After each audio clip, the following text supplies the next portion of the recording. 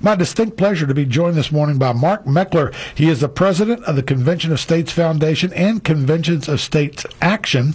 And we had some folks on a local level a few months back talking about the Convention of States, why it was important that people in Raleigh knew about it. And at that time, I believe we were taking a look at a resolution in Raleigh from our state legislature. And part of the Convention of States is that a certain number of states has to approve a resolution. I might put that in there. That was a Freudian slip, as they say. But the resolution has to be passed by a number of states before this can take place. This is all part of the United States Constitution. But here to explain it a little bit more and kind of bring us up to speed so I can remember, Mark Meckler. Mr. Meckler, a real pleasure to have you on the air with us. Thank you for taking time to be on the program with us, sir. Good morning, Hal. It's an honor to be with you this morning. Let's talk a little bit, first of all, about Convention of States. What is that? And just kind of give us a good working definition that we can go with this morning and kind of refresh my memory from the last conversation we had. Sure. Article 5 of the United States Constitution contains the provisions that allow us to amend the Constitution if we think it's necessary. The second clause of Article 5 says if the states want to, when two-thirds of them make application for a convention, they can get together in a convention and discuss amendments that would restrain federal tyranny. And so that's the process. The way it works is it takes two-thirds of the states to call a convention. So today that's 34 states required. And once you get to convention, the states will debate potential amendments. And then if they can get the majority of states to agree to make suggestions, and important to remember, a convention can only make suggestions, then suggestions come out of convention and it goes out to the states for ratification. And then it's even a higher bar. It takes 38 states to ratify anything before it becomes part of the United States Constitution. So you're actually talking about, with the Convention of States, is not the traditional way of going in and changing the Constitution.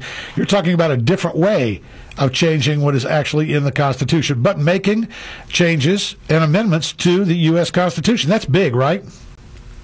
It's real big, and you're correct. The way that it's always been done is under the first clause of Article 5. There are 27 amendments, of course, and all of those have been either proposed by Congress. It's two-thirds of both houses of Congress proposed, and then ratified by the same method.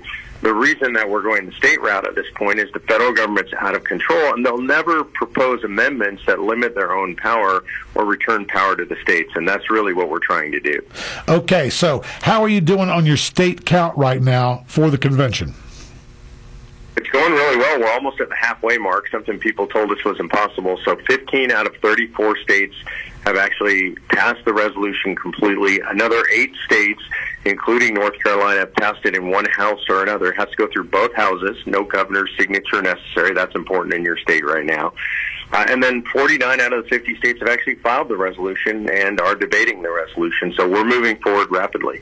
When would you like to see the resolution come about, or the number of resolutions from the states come about? When do you think you may be able to get 34? And also, is there a time limit on this? If the state of North Carolina, if we get both houses of the legislature to pass this, does it have to be a certain time limit before this could go into the official count or number for the 34 states count needed?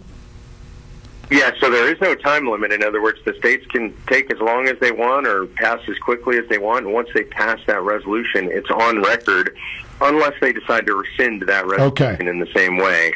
So it is on record. I know that certain amendments to the Constitution in the first part of Article 5, they do have time limits on them. There's a certain amount of time that needs to be passed in a number of years. But in this particular case, once it's on record and it's not rescinded, you can take as long as you need to get the 34 states in there to have the convention. But I'm sure you want it as soon as possible. I'd love it tomorrow, to be honest with you, but it takes a long time. The founders intended this to be a slow and arduous process because they wanted to make sure that we had a very solid supermajority of the states that wanted to have this discussion, and then for ratification, an even higher supermajority. They didn't want us amending the Constitution easily. Let's talk a little bit about how it's going to happen here in North Carolina. If someone who's listening this morning says, well, okay, I'm familiar with this, I've heard about this, I'm interested in the Convention of States, what has to happen in our Senate now? Because we know that the House has already passed, or what they call the House, has already passed their portion. So what has to happen in the Senate, and how can people help enact that in the North Carolina Senate for the Convention of States?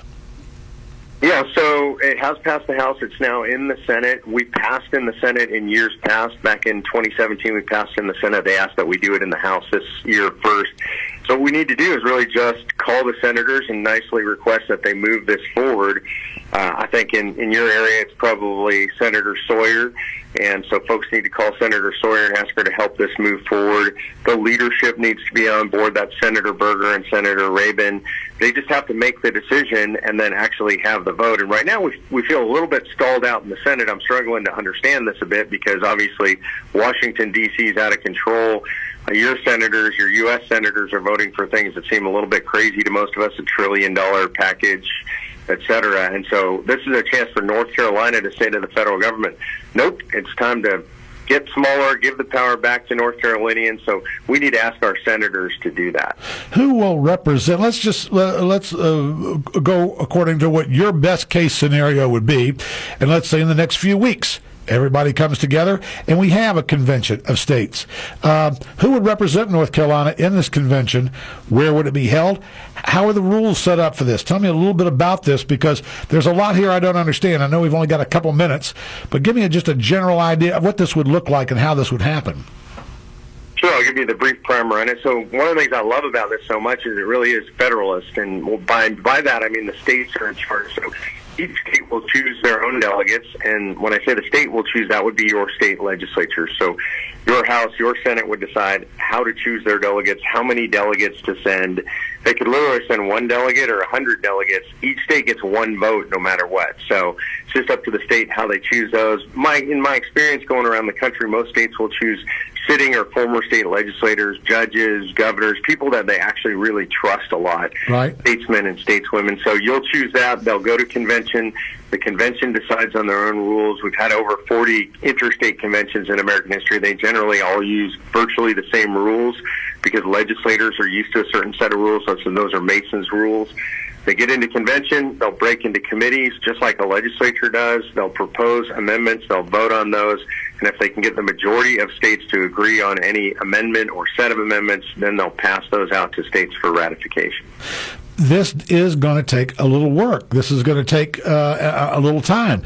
But it sounds like already things are starting to happen with you said 15 states now have fully agreed that a convention of states would be a good thing. They have made the resolution, and now we're working on the other states. So I want to say in our area, too, I don't know how Dean Proctor would vote on that, but I know that he is our state senator from the 42nd District, so that would be one of the ones I think that people would contact. What's the big advantage of this, sir? What is the big advantage of having the convention of states as opposed to going through the other ways? I know at the beginning of our conversation you said folks are not going to vote for limiting government. They're not going to vote for term limits, things like this. What's the biggest advantage you see, again, kind of magic wand question, coming out of a convention of states? Yeah, well, so the three things that we're going to talk about in convention, according to the resolution, are imposing term limits on federal officials. So that's Congress, staffers, bureaucrats, and the judges. Okay, term limits. Imposing that's imposing fiscal restraints, like a balanced budget amendment. And it's saying literally there are things the federal government won't be allowed to do, so limiting their power, saying they can't have a Department of Education, they can't have a Department of Energy or EPA. These things should be done in North Carolina. So the big advantage is this, that those in Congress are never going to vote to limit their own terms. They're never going to vote to limit their own spending. They're never going to vote to limit their own power, yet the vast majority, over 80% of Americans, are in favor of those things. So this is a way that you and I and our states can route around Congress, around the president, around the courts, and impose restrictions on Washington, D.C. ourselves. That's why, we've got millions of supporters all over the country. It's why every major conservative thinker and talker in America, nationally known talker, Limbaugh, Levin, Hannity, Beck, Shapiro, all of them have endorsed this. And frankly, it's why the radical left is against this in America. And they all signed a press release against it. That's Planned Parenthood, La Raza, Code Pink, MoveOn.org. They're all against it. So this is a way that conservatives can get their hands around the federal government and put it back in the constitutional box. Very good. How do we find out more information if we want to do that on a local level or a national level, sir? Yeah, go to conventionofstates.com, and then folks can sign the petition there. They can also get involved, and this is important, by clicking on the resources tab and volunteering. Country's at stake. We need your listeners to help us save it. Well, I want to thank you very much for your time this morning. I know you're a really busy guy, so thank you for letting us know kind of from the top, and a view from the top of why you feel people need to be involved with this, especially on the state level. I'm here live in Philadelphia at the Tomb of the Unknown Soldier. When you hear the phrase lives, fortunes, and sacred honor, these are the folks we should think of, those who anonymously gave their lives. Well, today you have a chance to volunteer. You need to volunteer for conventionofstates.com, the movement that's going to save the country. These folks are willing to step up and give everything. We need you to give just a little bit. Go to conventionofstates.com and volunteer today.